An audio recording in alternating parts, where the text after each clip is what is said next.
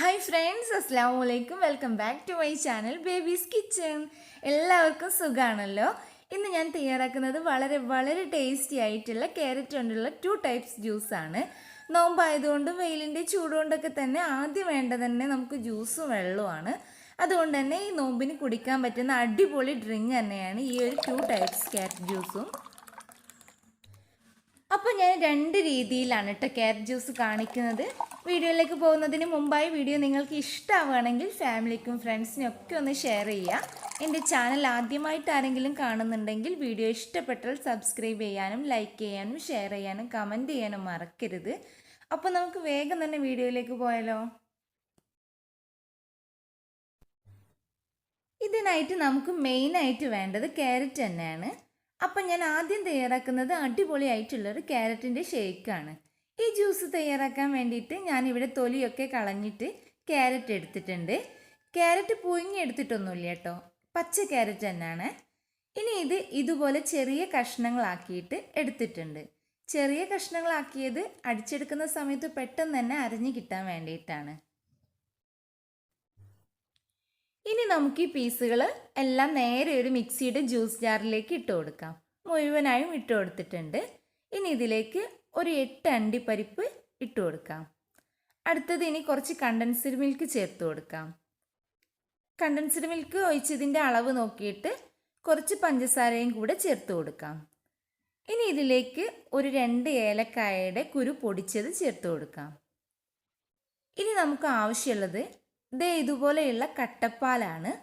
നമുക്കിത് നന്നായിട്ടൊന്ന് അടിച്ച് ഉടച്ചിട്ട് ഇതുപോലെ ചേർത്ത് കൊടുക്കാം.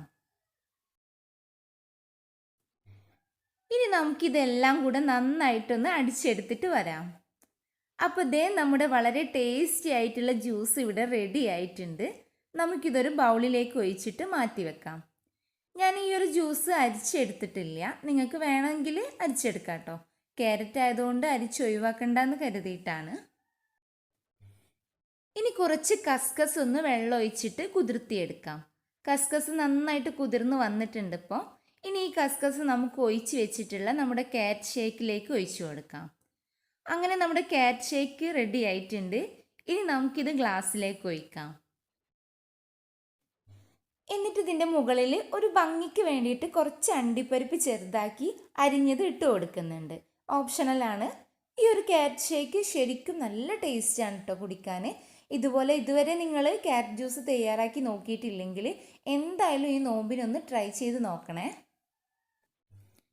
അടുത്തതായിട്ട് നമുക്കിനി ക്യാരറ്റിൻ്റെ ജ്യൂസ് കൊണ്ട് സ്പെഷ്യൽ ലൈം ജ്യൂസ് തയ്യാറാക്കാം. വേണ്ടി വീണ്ടും മിക്സിയുടെ ജാർ എടുക്കാം. എന്നിട്ട് അതിലേക്ക് ആവശ്യത്തിന് ക്യാരറ്റ് ചെറുതാക്കി കഷ്ണങ്ങളാക്കിയിട്ട് ഇതുപോലെ ഇട്ട് കൊടുക്കാം. ഇതിലേക്കിനി ഒരു ചെറിയ പീസ് ഇഞ്ചിയുടെ കഷ്ണം ഇട്ട് കൊടുക്കാം. അധികം ആവരുത്, അതിൻ്റെ ടേസ്റ്റ് മാറിപ്പോവും.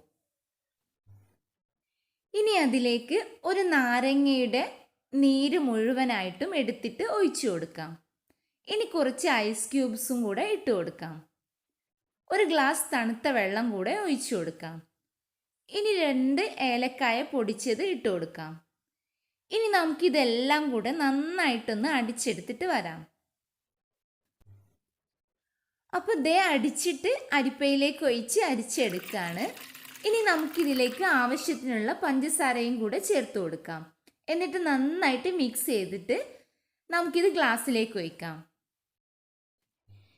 ഈ ഒരു ക്യാരറ്റ് ലൈം ജ്യൂസ് കാണാൻ തന്നെ നല്ലൊരു കളറും നല്ലൊരു ഭംഗിയുമാണ്. കുടിക്കാനും അതുപോലെ തന്നെ വെറൈറ്റി ആയിട്ടുള്ളൊരു ടേസ്റ്റാണ് കേട്ടോ. വളരെ ഹെൽത്തി ആയിട്ടുള്ളൊരു ജ്യൂസും കൂടെയാണ്.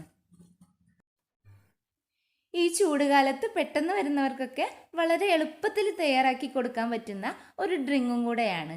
കാണുമ്പോൾ തന്നെ കളർഫുൾ ആയിട്ട് ഇരിക്കുന്നതുകൊണ്ട് എല്ലാവർക്കും ഇഷ്ടപ്പെടുകയും ചെയ്യും.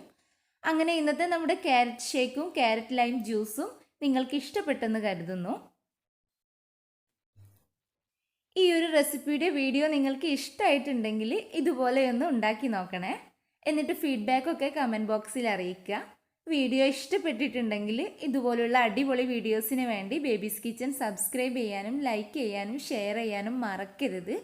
വീണ്ടും പുതിയൊരു വീഡിയോയുമായി വരുന്നത് വരെ ബൈ ഫ്രണ്ട്സ്.